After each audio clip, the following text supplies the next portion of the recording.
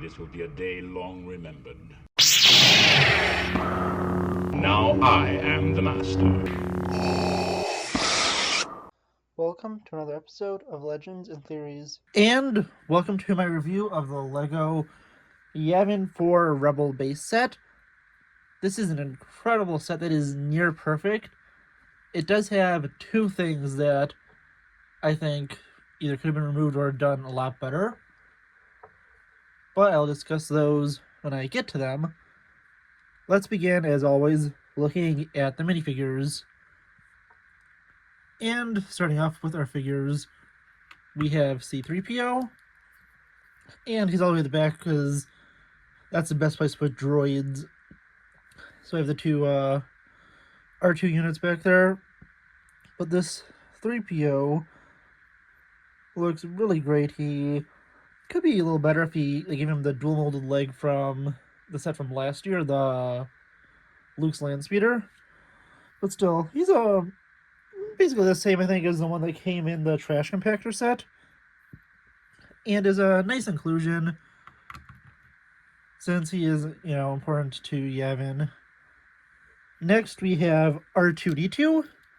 I think this is the exact same one again as the one from the Trash Compactor, but you get an R2-D2 at least once a year, so R2 is always in a set. Like, no matter what, you'll be able to get a set with an R2-D2 in it every year. The back printing looks amazing on him. And yeah, honestly, I thought it's a really cool inclusion. Putting him down, we now have the droid R2 BHD. Sorry, my voice is a little dragging off. I have the box next to me so I can know a few of the names of the characters. And so that I know most of them. I don't know the specific names of this droid and the Rebel pilots. But yeah, honestly, this droid, it's a nice droid inclusion. This is, I believe, the droid that would have been used by Gold Leader, since I did include the Y-Wing, and I'll be discussing that in a moment. But it's a nice droid. Cool inclusion, but yeah, it's probably one of the weakest figures here since it's just a basic astromech droid. Now we have one of the Rebel Fleet Troopers. I always like getting these because they're really rare to get. I think that it is a really cool figure as he has a spear and these binoculars to watch out on the lookout post. I did not push the legs all the way down on him. But yeah, honestly, I think the torso looks really good. So is the backside. And yeah, honestly, I like these figures and I wish they put him in more sets. He has a smile on one side and a little more nervous expression on the backside. And yeah, honestly, it's a cool figure. I just wish they made more of these because I really like getting those in sets. Now we have a Rebel crew member. Not sure if these were ever in the movies, but it could be an original creation also. The character does look nice.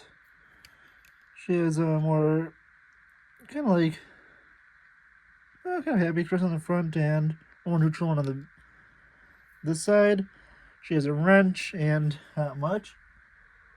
And I don't know, I just think that the Rebel helmet looks really weird without this little black visor on. They do include an extra one, so if you want to add it in. And I'm not sure if I will or not, but I did have it to the side, just in case. Now to go into our pilots, we'll be first looking at the character of Garvin Darris, Red Leader. And honestly, the weirdest thing is Red Leader has a gold helmet. So I'm not sure if they accidentally swapped out the characters. I don't think they did. But there is a chance that this is actually Gold Leader, but there is the fact that Legend Chili's also, I think, has like a green helmet, so I'm not really sure if the helmets are supposed to indicate their squadron. But yeah, he has a more neutral on one side and a little bit more of a smile on the other. And honestly, the X-Wing pilot printing looks really great. Yeah, it's a cool inclusion. Now moving on to the character Jan Vander, aka Gold Leader. And he looks really cool. This is the Y-Wing pilot outfit, but it's I think the exact same thing as an X-Wing. Again, he has a more neutral expression, a little more of a happy one on that side. Obviously, I think both of these characters die, so because it's Luke, Wedge, and a third Y-Wing pilot. So Gold Leader might have lived. I'm pretty sure as a different Y-Wing pilot that lives, but it's cool to have these, especially if you have an X-Wing and Y-Wing, so you get multiple of them, so you can make kind of red and gold squadron. Since at least for Red Squadron, I think most of the characters have been made as in their pilot forms. Not sure if all of them, but I think at least most of them. Moving to our next character, we have General Dodonna. And honestly, it's a really nice inclusion. I am glad he was included in this. I actually did buy a Dodonna figure earlier this year. It was at a Bricklink store for a cheap price because I thought I wouldn't get him because I wasn't going to get the newer X-Wing since I already owned an older X-Wing and wasn't looking into getting a new one. But yeah, honestly, he's a really great figure. He's just kind of a smile on both sides, and he's a cool figure. I am glad they included him because for people who already have X-Wings, they probably didn't pick up the newest one, and this gives them an alternate option to get this Rebel Leader, which is a really nice thing for them to do. Now, moving into the big characters, we have Chewbacca, and this is this is a Chewbacca figure. I don't think he's changed that much over the years. I actually do like the stud loaded bowcaster. I think that's the one of those like stud shooters weapons that actually does look good. Although I am fine with the regular crossbow piece, but I think this gives him a different look and gives the unique weapon of the bowcaster. So I think that's a really cool inclusion. And honestly, it's one of the only of the stud shooters that I actually like. I think the other ones, with those they could use blasters, but I think this just gives Chewbacca a unique look. Now going into our characters, we have Han Solo, and he has his medal on here. He has a blaster pistol, and his pants. It would be cool if they had the printing on the side, but they don't. This is him in his kind of basic form. He has a smile and a more nervous expression. And obviously, if you want, you can take off the medal and have a more basic Han Solo, which still looks great. And I like they give the option to have the medals on and off, so you can have them at different scenes. And if you want to, just have a regular Han Solo, you could take the medal off of him fully. It's also great that you include one extra medal, so you could give one to Chewbacca like he actually does get in comics. And it's explained that Wookiees just don't like ceremonies and stuff, and would rather just be kind of giving it simply. The next figure, and honestly probably the second best one in this, is Leia in her kind of ceremony gown.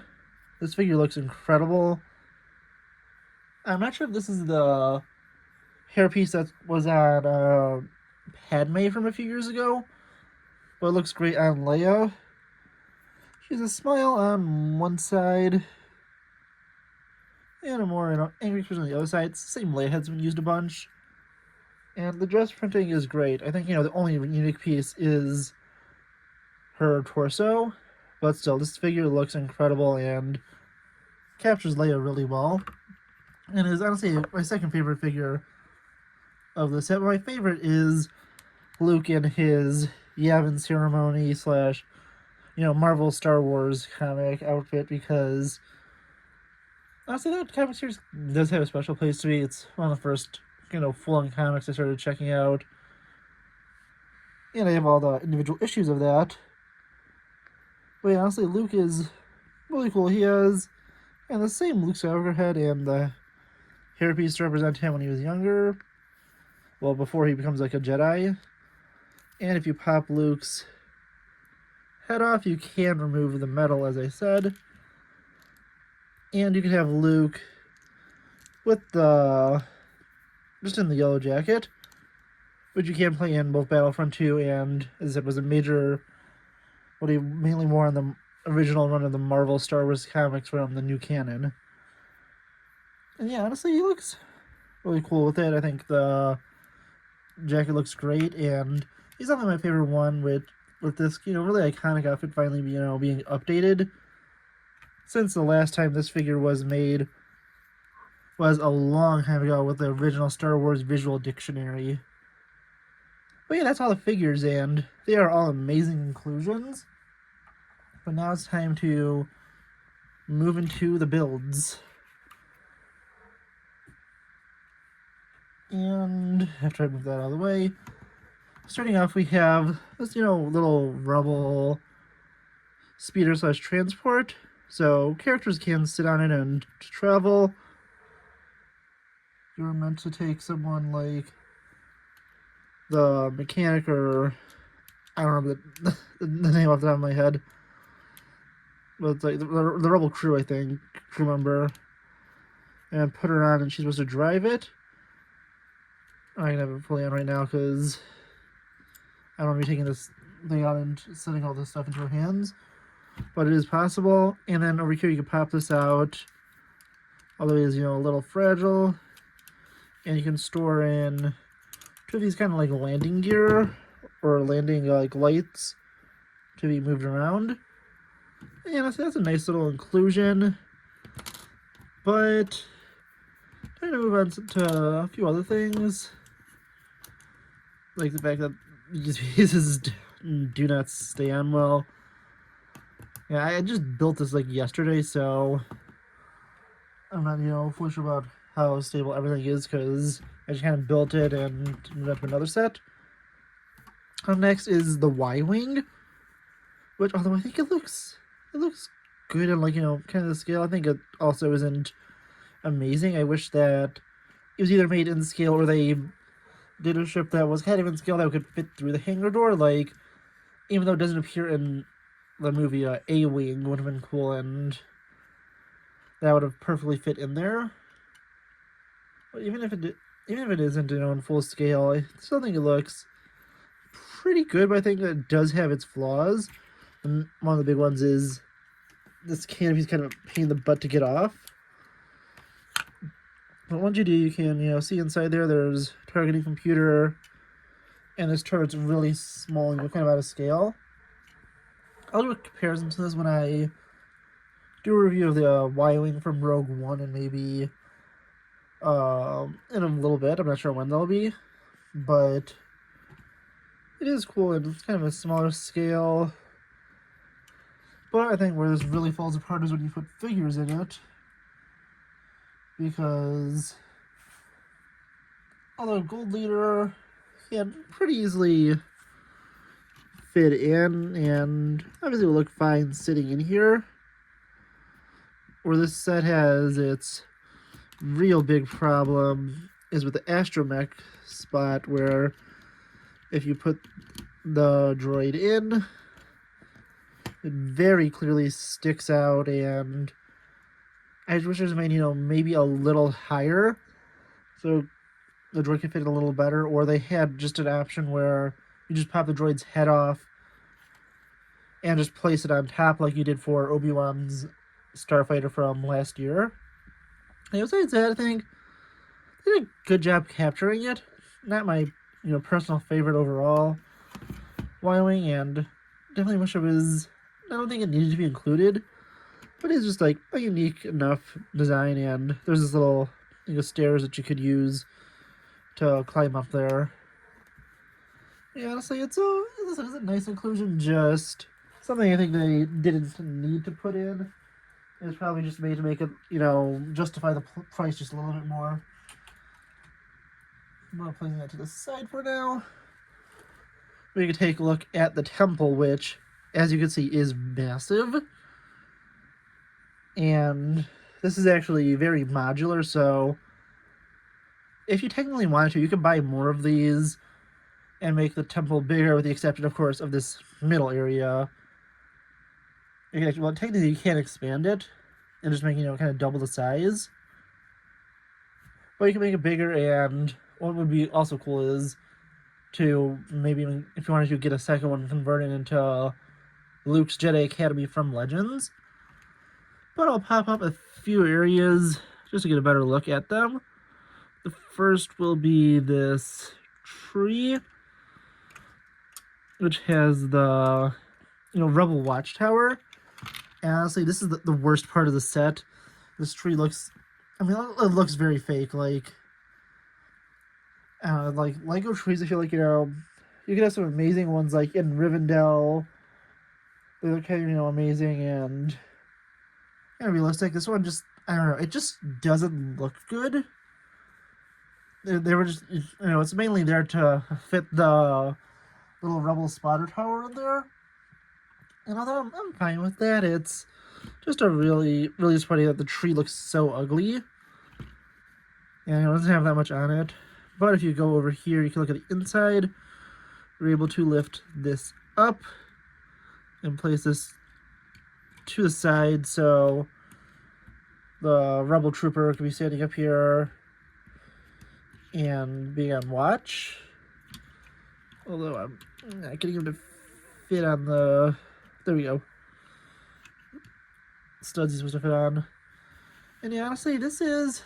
Although it's a kind of, necessary inclusion to have, the base be complete, I just wish they found a better way to do this, as I said, because if I could just pin this up a little bit, and you can see up there, they included the exact same feature on the Hoth set, and that fits in just so much better, and it just kind of pops out of the base. I think it would have been better if they did that, because, as I said, this tree is ugly, and it's just like, honestly, it's just the worst part of the set, and I just wish they did something else with it, because I really just think this could have been so much better. And you also can't even have this, kind of facing this way if you have it lowered down. So I don't even know why they give you the option to do that. It could have just been, kind of always permanently up. But I'm going to place this one aside also, just so you have room to look at the temple itself. As I said, this thing it's a massive set. It looks really good. So you do technically have the options to move these walls out. And you could expand the interior here if you wanted. And have it like this, but that just mainly because they were meant to be hinges and they didn't, want a way to permanently attach them, I guess. But the exterior of the temple looks really nice. You actually have this really cool function where you can twist these blaster turrets around. I think this is also another good use of the stud shooters, because it gives you like a little play feature, but also you can easily remove it if you want. And it gives you kind of a defensive way to have the base. But turning the temple around, you have a honestly really big and expansive interior. And the piece that fell off when I was turning this around. And going here, there's a bunch of different things they have. First, actually, I'm gonna, instead of looking at each part, together, I'm gonna break off the different individual sections. And this is the briefing room. So if you move this forward a little bit, you have a thing where you can put a blaster here, and there's other clips to put more weapons. You have a pretty basic interior with a control panel looking at the Y-wing here, the Rebel starboard here, looks like a blue milk dispenser up here, a small little panel over here, a cup here, and this little cool display of the X-Wings going into the Death Star's trench and destroying it. That's honestly a really cool inclusion, and this is a nice little area. I'm going to keep it aside for now just so I could look at the center area on its own. The next area is kind of the Rebel War Room. It has this little area down here where you can turn it, although you're technically not supposed to. I think it's just how they want it to be placed in there for how close the Death Star is to Yavin. And then there is another control panel over here. This wall is also kind of, movable. So, I mean, if you wanted to, you could also make an expansion to it. It's the same on that side, I just didn't move it as much. Down here, you have some storage areas with... Down here, I think it was like... I think Bacta is supposed to be down here, and some thermal detonators up here. And let's see, the interior looks... It looks nice here. It is, it's a little more basic on that side, but I think it still looks cool. Going up here, you can take a look at the top room, which is... This is the kind of ceremony room. So you can set all the rebels up in here. Obviously, it's going to be a little cramped, but you can fit them all in here. And there's this little satellite dish up here, which is actually attached in an interesting way where it's just resting on these two plates.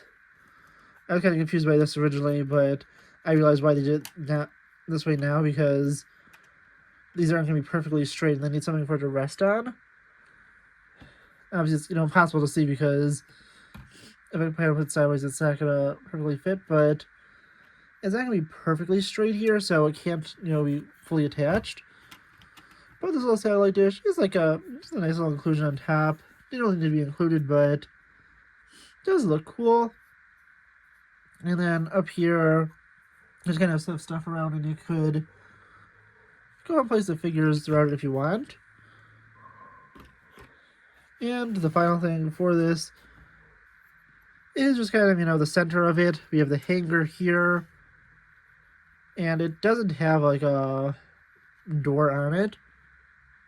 If they wanted to, they probably could have included one, but that probably would have pushed it up a little bit more. And made it around probably the same price as the Hoth one, which I showed off. And I will review that set eventually. It's just a really big set, and I have to figure out, how to probably have to clear this all off to do that. But I'll wait for that. I'll probably wait for, like, winter time to review that. But yeah, honestly, there's this cool little control panel, and you could pretty easily remove this if you wanted to, have this feature taken out and just have this be a control center. You have these little, like, tactical maps, and these are a pain in the butt to put on. Honestly, I just left the sticker... I took the sticker off really carefully, cleaned off the glass piece, and just kind of laid it over to get it as best as I can because I didn't want to mess up. And although it's not perfect, I think one of these is just a little too high. I think on this one, it still looks good, and I like that it does have this kind of like a modular option. So if you really wanted to, you could get more pieces and make the Yavin Temple just bigger, and you could add stuff, like make Luke's Jedi Academy and add it in here as kind of, some alternate rooms, since they do convert the Yavin Temple into a Jedi Academy, at least in Legends. But yeah, honestly, this is really cool. And there's also this little area of green area here you could pop off if you want to. Not really worth looking at too much because it's just a few, like, plants and stuff. But yeah, honestly, this is a really nice set. I think it's probably of retail sets, this might be the best retail set of this year, especially for the original trilogy, and includes a great selection of characters. And if you see me, I'm going to have a quick cut so I could show you what it looks like with the base kind of fully occupied. So yeah, here's what it would look like if you have figures, placed throughout it. One thing I did notice is Leia can't really fit on these kind of back panels. I don't know what it is about the build, but the dress piece with where they're going back a few studs just wasn't fitting on, and she kept popping off, so I actually had to move her forward. But yeah, that's how I really like it. And the other thing I really like is they include this extra blaster pistol that you can give to Luke, since he does have the holster on his belt, since he was not fully confident in his Jedi abilities yet. And here's what it all look like, from the back side since I did show it from the front side. And things I may forget to mention, I think it's cool that the Y-Wing can fit through the door.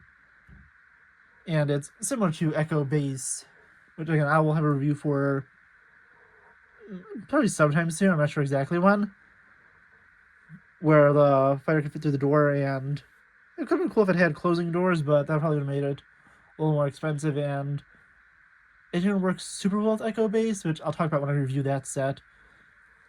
But yeah, honestly, it all looks really nice, and as I said, you could fit this character with the kind of the controls kind of in her hands.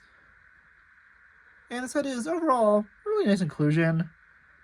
But I think it might be my favorite, like, regular retail Star Wars set from this year. But this is an incredible year for Star Wars sets. And probably my favorite, like, one of this year completely is the Venator, but this one of, like, play sets are more like, I'd say, affordable. This is like $170, but this is definitely an amazing set. I also want to know what you think about it, though. Please let me know in the comments. And I'll see you on the next episode of Legends and Theories. Thank you for watching this episode of Legends and Theories. Please subscribe, like the video, share the video, leave a comment, check out the video on screen, and may the Force be with you.